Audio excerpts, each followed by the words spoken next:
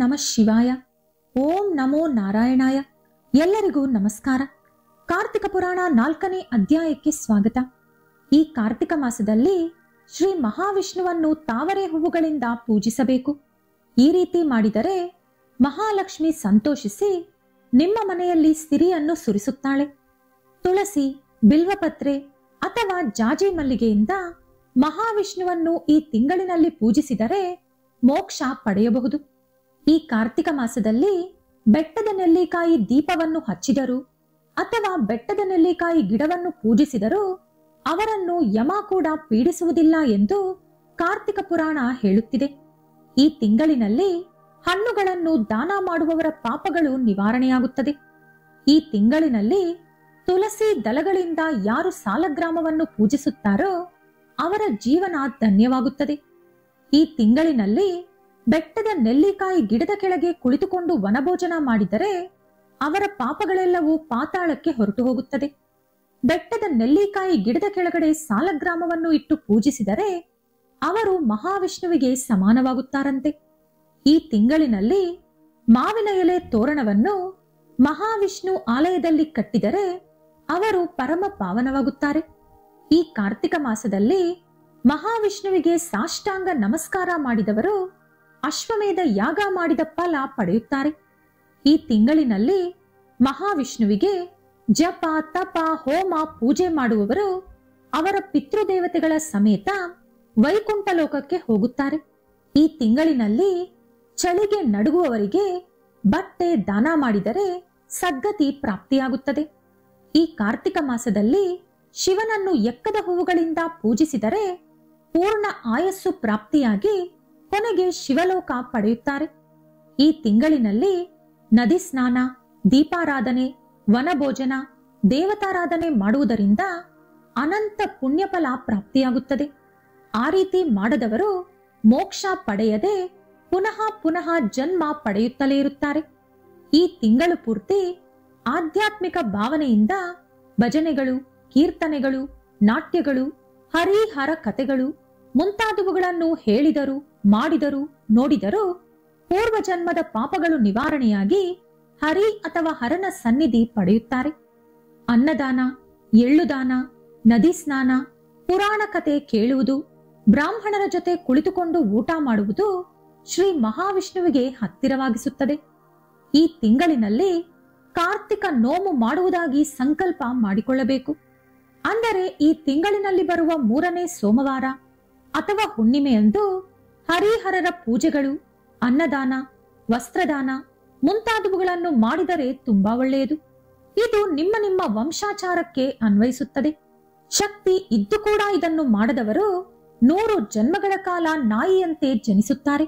ಕಾರ್ತಿಕ ವ್ರತವನ್ನು ಆಚರಿಸದ ನಾಸ್ತಿಕರು ಮುಂದಿನ ಜನ್ಮದಲ್ಲಿ ಕತ್ತೆಯಂತೆ ಜನಿಸಿ ಅದರ ನಂತರ 100 ಜನ್ಮಗಳ ಕಾಲ ನಾಯಿ ಯೋನಿಯಲ್ಲಿ ಜನಿಸುತ್ತಾರೆ. ಈ ತಿಂಗಳಿನಲ್ಲಿ ಕದಂಬ ಹೂವುಗಳಿಂದ ವಿಷ್ಣುವನ್ನು ಪೂಜಿಸಿದವರು ಸ್ವರ್ಗಲೋಕ ಪಡೆಯುತ್ತಾರೆ. ಶ್ರೀ ಹರಿಯನ್ನು ಕಮಲದಿಂದ ಪೂಜಿಸಿದವರು ನಕ್ಷತ್ರ ಲೋಕಕ್ಕೆ ಸೇರಿ ನಕ್ಷತ್ರದಂತೆ ಹೊಳೆಯುತ್ತಾರೆ.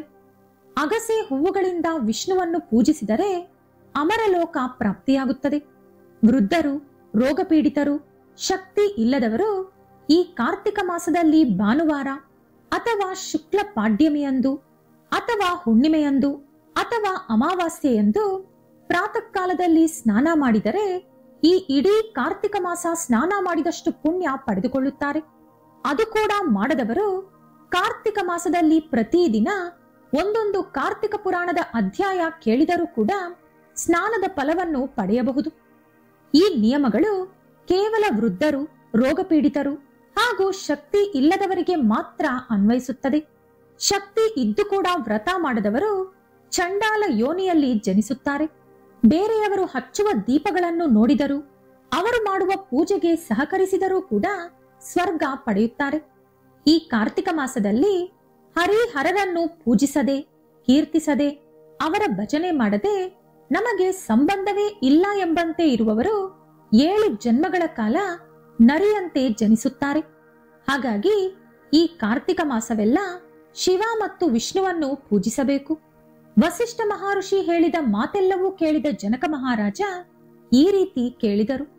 ಓ ಮಹಾಋಷಿ, ವರ್ಣ ಸಂಕ್ರಮಣ ಮಾಡಿ ಮಹಾಪಾಪಗಳನ್ನು ಮೂಟೆ ಕಟ್ಟಿಕೊಂಡ ದುಷ್ಟರು ವೇದಗಳ ಪ್ರಕಾರ ಪ್ರಾಯಶ್ಚಿತಗಳನ್ನು ಮಾಡಿಕೊಂಡಾಗ ಮಾತ್ರವೇ ಪುಣ್ಯಾತ್ಮರಾಗುತ್ತಾರೆ ಎಂದು ಧರ್ಮಶಾಸ್ತ್ರಗಳು ಹೇಳುತ್ತಿರುವಾಗ ನೀವು ನೋಡಿದರೆ ಕೇವಲ ಕಾರ್ತಿಕ ಮಾಸದಲ್ಲಿ ಕಾರ್ತಿಕ ವ್ರತ ಮಾಡಿದಷ್ಟು ಮಾತ್ರಕ್ಕೆ ಸಕಲ ಪಾಪಗಳು ತೊಲಗಿ ಪುಣ್ಯ ಮೂಟೆ ಕಟ್ಟಿಕೊಳ್ಳುತ್ತಾರೆ ಎಂದು ಹೇಳುತ್ತಿದ್ದೀರಿ. ಇದು ಏತಕ್ಕಾಗಿ? ಇದರಲ್ಲಿರುವಂತ ಧರ್ಮ ಏನು? ಕಿಂಚಿತ್ತು ಪುಣ್ಯ ಮಾಡುವ ಮೂಲಕ ಸಕಲ ಪಾಪಗಳು ಯಾವ ರೀತಿ ನಿವಾರಣೆಯಾಗುತ್ತದೆ? ಮಹಾ ಅಗ್ನಿಯನ್ನು ಒಂದು ಹಿಡಿ ನೀರಿನಿಂದ ಆರಿಸಲು ಸಾಧ್ಯವೇ? ಮಹಾಪರ್ವತವನ್ನು ಉಗುರಿನಿಂದ ಅಲುಗಾಡಿಸಬಹುದೇ? ಸುಳಿಯಲ್ಲಿ ಮುಳುಗುವವರನ್ನು ಗರಿಕೆ ಹುಲ್ಲು ಕಾಪಾಡಬಲ್ಲದೆ? ಮಹಾಪಾಪಾತ್ಮರು ಕೇವಲ ಕಾರ್ತಿಕ ಮಾಸದ ವ್ರತ ಮಾಡಿ ಯಾವ ರೀತಿ ಪುಣ್ಯಾತ್ಮರಾಗಲು ಸಾಧ್ಯ? ಇದರಲ್ಲಿರುವ ವಿಶೇಷ ಏನು? ಈ ಧರ್ಮಸೂತ್ರವನ್ನು ವಿವರಿಸಿ ಹೇಳಿ ಎಂದು ಜನಕ ಮಹಾರಾಜರು ವಸಿಷ್ಠ ಮಹಾಮುನಿಗೆ ಕೇಳಿದರು. ಅದಕ್ಕೆ ವಸಿಷ್ಠ ಮಹರ್ಷಿ, ಓ ಜನಕ ಮಹಾರಾಜ, ತುಂಬಾ ಒಳ್ಳೆಯ ಪ್ರಶ್ನೆಯೇ ಕೇಳಿರುವೆ. ನಿನಗೆ ಇನ್ನಷ್ಟು ಅರ್ಥವಾಗುವಂತೆ ಹೇಳುತ್ತೇನೆ ಕೇಳು. ಸತ್ವಗುಣ, ತಮೋಗುಣ, ರಜೋಗುಣ ಎಂದು 3 ಗುಣಗಳಿವೆ. ಧರ್ಮ ಅಧರ್ಮಗಳು ಈ 3 ಗುಣಗಳಿಗೆ ಸಂಬಂಧಿಸಿರುತ್ತದೆ. ಸತ್ವಗುಣದ ಆಧಾರವಾಗಿ ಹೇಳಲಾದ ಧರ್ಮ ಸೂಕ್ಷ್ಮ ಧರ್ಮ ಎಂದು ಕರೆಯಲ್ಪಡುತ್ತದೆ. ಸತ್ವಗುಣದಿಂದ ಮಾಡಿದ ಕಾರ್ಯಾಚರಣೆಯ ಫಲ ಪರಮೇಶ್ವರನಿಗೆ ಸಮರ್ಪಣೆಯಾಗುತ್ತದೆ. ಇದು ಎಲ್ಲಾ ಪಾಪಗಳನ್ನು ನಿವಾರಿಸುತ್ತದೆ.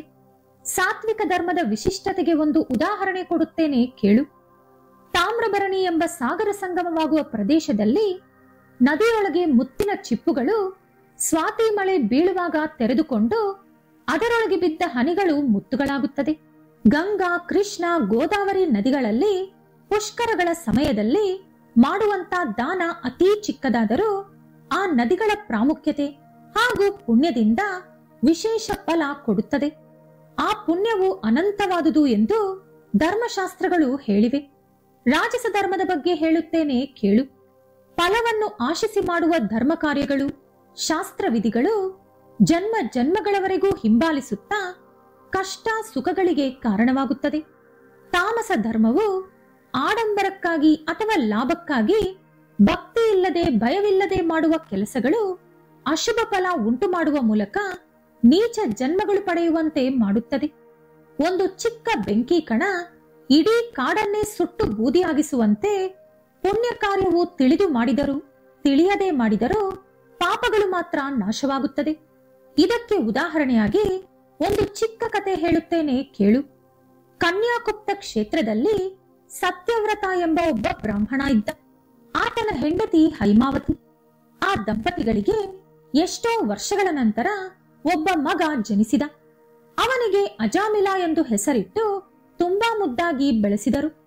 ಅತಿ ಪ್ರೀತಿಯ ಕಾರಣದಿಂದ ಅಜಾಮಿಲ ಎಲ್ಲಾ ದುರಭ್ಯಾಸಗಳನ್ನು ಕಲಿತುಕೊಂಡ.